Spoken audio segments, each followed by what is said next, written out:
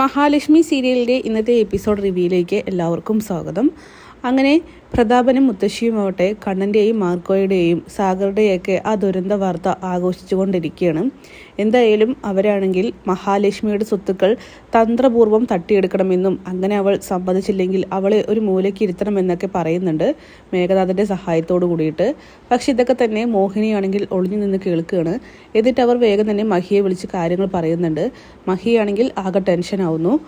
അങ്ങനെ മഹി കണ്ണനെ വിളിക്കുകയാണ്. കണ്ണൻ പറയുന്നുണ്ട്, പത്രത്തിൽ ചിലപ്പോൾ ഞങ്ങൾ മരിച്ചു എന്നടക്കം വരും, പക്ഷെ അതൊന്നും ഓർത്ത് പേടിക്കരുത്, അതൊന്നും കണ്ട് ഭയപ്പെടരുത്, ഞങ്ങൾ എന്തായാലും ഒരു കുഴപ്പമില്ലാതെ അങ്ങോട്ട് എത്തിക്കോളാം. പിന്നെ ഇതിന് പുറകിൽ ഒരുപാട് കാര്യങ്ങൾ നടന്നിട്ടുണ്ട്, അതൊക്കെ അവിടെ വന്നിട്ട് വിശദമായി പറയാമെന്നും മഹാലക്ഷ്മിയോട് കണ്ണൻ പറയുന്നു. പിന്നീട് കരുണയും ദുർഗയും ആവട്ടെ മഞ്ജുവിൻ്റെ കുഞ്ഞു പോയ വിവരം അറിഞ്ഞ് സന്തോഷത്തോടു കൂടിയിട്ട് അവളെ കാണാനായിട്ട് എത്തുകയാണ്. ഈ സമയം മറ്റൊരു നാടകമാണ് മഹാലക്ഷ്മിയും മഞ്ജുവും ചേർന്ന് കളിക്കുന്നത്. വളരെ അവശയായിട്ട് മഞ്ജു ആണെങ്കിൽ റൂമിൽ കിടക്കുന്നുണ്ട്. മഹാലക്ഷ്മി കാരണം കൊണ്ടാണ് കുഞ്ഞു പോയത്, ഇങ്ങനെയുള്ള സന്തോഷ നിമിഷങ്ങളിലൊന്നും തന്നെ അവളെ ദർശിക്കാൻ പോലും പാടില്ല എന്നൊക്കെ പറയുന്നുണ്ട് കരുണ.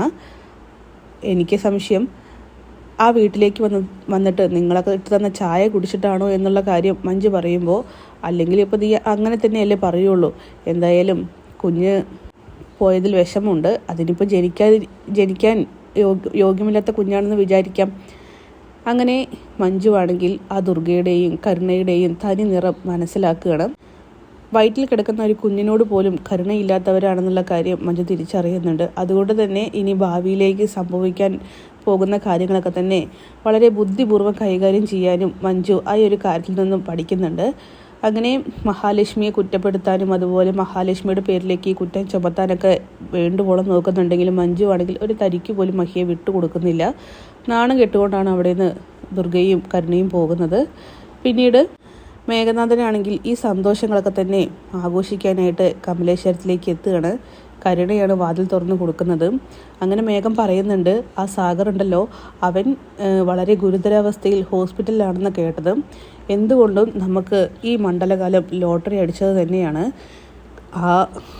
എന്തെന്ന് വെച്ചാൽ ഇപ്പോൾ ഇതാ സാഗറിൻ്റെ കുഞ്ഞും നഷ്ടപ്പെട്ടിരിക്കുന്നു, ഇനി മഞ്ജു എൻ്റെ വരുതിയിൽ വന്നോളും. പിന്നെ ആ മഹാലക്ഷ്മിയല്ലേ, അവൾ ഇനി അഹങ്കരിക്കാനൊന്നും പോകുന്നില്ല.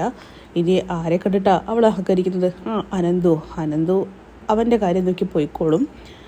എന്തായാലും മാർക്കോ ഇല്ലാത്ത ഈ ലോകത്ത് നമ്മളാണ് രാജാക്കന്മാരെന്നൊക്കെ പറയുന്നുണ്ട്. ഈ സമയം കരുണ പറയുകയാണ്, എനിക്ക് വേറൊന്നും കാണണ്ട, അവൾ ആ കണ്ണൻ്റെ ബോഡിക്ക് മുന്നിൽ പൊട്ടിക്കരഞ്ഞ് അലറി വിളിക്കുന്ന ആ ഒരു കാഴ്ച കണ്ടാൽ മതി, അതോടുകൂടി എനിക്ക് എൻ്റെ കുഞ്ഞ് നഷ്ടപ്പെട്ട എല്ലാ വിഷമവും മാറും. കാരണം അത്രയ്ക്ക് ഞാൻ കൊതിക്കുന്നുണ്ട് ആ ഒരു കാഴ്ച കാണാനായിട്ടെന്നൊക്കെ പറയുമ്പോൾ, മോൾ ആഗ്രഹിക്കുന്ന കാഴ്ച തന്നെയാണ് കാണാനായിട്ട് പോകുന്നത്. അവൻ്റെ ഡെഡ് ബോഡി വൈകാതെ തന്നെ ഇങ്ങോട്ടെത്തും, അതിനിപ്പോൾ അത്ര കാത്തിരിക്കേണ്ടി വരില്ല എന്നൊക്കെ പറയുന്നു. എന്തായാലും എൻ്റെ ആഗ്രഹവും നിങ്ങളുടെ ആഗ്രഹവും എല്ലാം ഒരുമിച്ച് നടന്നു. ഇനി സാഗറില്ല, സാഗറിനി തിരിച്ചു വന്നാലും അവനെ ഞാൻ കൊന്നുകളയും, അവനെ ഉണ്ടായ കുഞ്ഞും പോയി കഴിഞ്ഞിരിക്കുന്നു.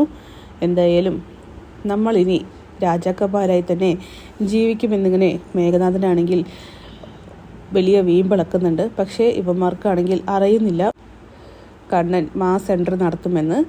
പിന്നീട് കണ്ണനും മാർക്കോയും ലോപ്പസും എല്ലാവരും ചേർന്ന് ഒരു കാര്യം ചർച്ച ചെയ്യുകയാണ്. അതായത് ഇപ്പോൾ കണ്ണൻ സാറുടെ മൃതദേഹം കാത്തുകൊണ്ടായിരിക്കും ആ മേഘനാഥനും എല്ലാവരും അവിടെ ഇരിക്കുന്നുണ്ടാവുക. അപ്പോൾ അതിനിടയിലേക്ക് ഈ ചലനശേഷി, അതായത് നടക്കാനുള്ള ശേഷി കിട്ടിയ കണ്ണൻ സാർ ചെന്ന് നിൽക്കുകയാണെങ്കിൽ അവരുടെയൊക്കെ മാനസികാവസ്ഥ ഒന്ന് ആലോചിച്ച് നോക്കിയെന്നിങ്ങനെ കണ്ണനോട് പറയുന്നുണ്ട്. ഈ സമയം കണ്ണൻ പറയണം, അത് തോമസ് വൈദ്യൻ പ്രത്യേകം പറഞ്ഞിട്ടുണ്ട്, അടുത്തൊന്നും അവരെ ഈ സത്യം അറിയിക്കരുതെന്ന്, കുറച്ചങ്ങോട്ട് പോയിക്കോട്ടെ, അതിനുശേഷം മതിയെന്നും. എന്തായാലും അവരുടെയൊക്കെ സന്തോഷം അത് ഈ ഒരു കാര്യത്തിൽ തകർക്കുക അത് വലിയൊരു ത്രില്ലല്ലേ എന്നൊക്കെ ചോദിക്കുമ്പോൾ ഇപ്പോൾ എന്തായാലും വേണ്ട, അവരിനിയും സന്തോഷിക്കട്ടെ, ഇനിയും അവരെന്തൊക്കെ ചെയ്യാൻ പോകുന്നു എന്ന് നമുക്ക് കാത്തിരുന്ന് കാണാമല്ലോ. അങ്ങനെ മാർക്കോ ചോദിക്കുകയാണ്, ഇപ്പം നേരെ എങ്ങോട്ടാണ്, കമലേശ്വരത്തിലേക്കാണോ അതോ മഞ്ജുവിൻ്റെ വീട്ടിലേക്കാണോ എന്ന് ചോദിക്കുമ്പോൾ, നേരെ എനിക്ക് മഹിയുടെ അടുത്തേക്ക് പോകണം, അയാളെ കണ്ട് എൻ്റെ കാര്യങ്ങളൊക്കെ തന്നെ പറയണം, പിന്നെ എൻ്റെ മുടന്ന് മാറിയ കാര്യം അത് പ്രത്യേകം അയാളെ അറിയിക്കണം എന്നൊക്കെ പറയണം. എന്തായാലും സാഗറും മാർക്കോയും ലോപ്പസും കണ്ണന് നേരെ ചെല്ലുന്നത് മഞ്ജുവിൻ്റെ വീട്ടിലേക്ക് തന്നെയാണ്. അവിടെ ചെന്ന് കണ്ണനാണെങ്കിൽ കാറിന് മുന്നിൽ ഇങ്ങനെ നിൽക്കുന്നുണ്ട്. മഹിയാണെങ്കിൽ ഓടി എത്തുകയാണ് കതവ് തുറക്കാനായിട്ട്. കാരണം കണ്ണൻ വന്നുവെന്ന് അവൾ മനസ്സിലാക്കുന്നു. അങ്ങനെ മഹാലക്ഷ്മി ഓടി വന്ന് കണ്ണനോട് ചോദിക്കുന്നുണ്ട് മല കയറാനൊക്കെ സുഖമായിരുന്നു എന്നൊക്കെ. എല്ലാം കൊണ്ട് സുഖമായിരുന്നു, പിന്നെ തനിക്കൊരു സർപ്രൈസ് ഉണ്ട് എന്നിങ്ങനെ മാർക്കോ പറയുന്നു. എന്താണെന്ന് ചോദിക്കുമ്പോൾ കണ്ണൻ സാർ ഒന്ന് നടന്നേ എന്നിങ്ങനെ മാർക്കോ പറയുകയാണ്. ഒരു മുടന്തും കൂടാതെ നടക്കുന്ന കണ്ണനെ കണ്ട് മഹാലക്ഷ്മി അണ്ണിൽ പൊട്ടി കരയുകയാണ്. കാരണം അവൾ ഒരുപാട് ആഗ്രഹിച്ച കാര്യങ്ങളാണ് നടന്നുകൊണ്ടിരിക്കുന്നത്. എന്തായാലും മഹി പറയുന്നുണ്ട്, എനിക്കിത് വിശ്വസിക്കാനായിട്ട് കഴിയുന്നില്ല, എൻ്റെ കണ്ണേട്ടൻ പൂർണ്ണമായിട്ടും പഴയ സ്ഥിതിയിലേക്ക് എത്തിയിരിക്കുന്നു എന്നൊക്കെ പറയുമ്പോൾ ഈ കാര്യങ്ങളൊക്കെ തന്നെയാണ് തന്നോട് എനിക്ക് പറയാനുണ്ടെന്ന് പറഞ്ഞത്. പിന്നെ മറ്റ് പല കാര്യങ്ങളും സൂചിപ്പിക്കാനുണ്ട്. അങ്ങനെ മാർക്കോയും സാഗറും കണ്ണനും ചേർന്ന് നടന്ന കാര്യങ്ങളൊക്കെ തന്നെ മഞ്ജുവിനോടും മഹാലക്ഷ്മിയോടായിട്ട് പറയുന്നുണ്ട്. അങ്ങനെ മഞ്ജു ആണെങ്കിൽ സാഗറുടെ കുഞ്ഞിനെ നശിപ്പിക്കാനായിട്ട് ദുർഗയും കരുണയും ശ്രമിച്ച ആ സംഭവത്തെക്കുറിച്ചും പറയുകയാണ്. എന്തായാലും കരുതിയിരിക്കണമെന്ന് മാർക്കോ വീണ്ടും വീണ്ടും എല്ലാവരെയും ഓർമ്മപ്പെടുത്തുന്നുണ്ട്. അപ്പോൾ കാത്തിരിക്കാം കിടിലൻ എപ്പിസോഡ്സിനായിട്ട്. Bye bye.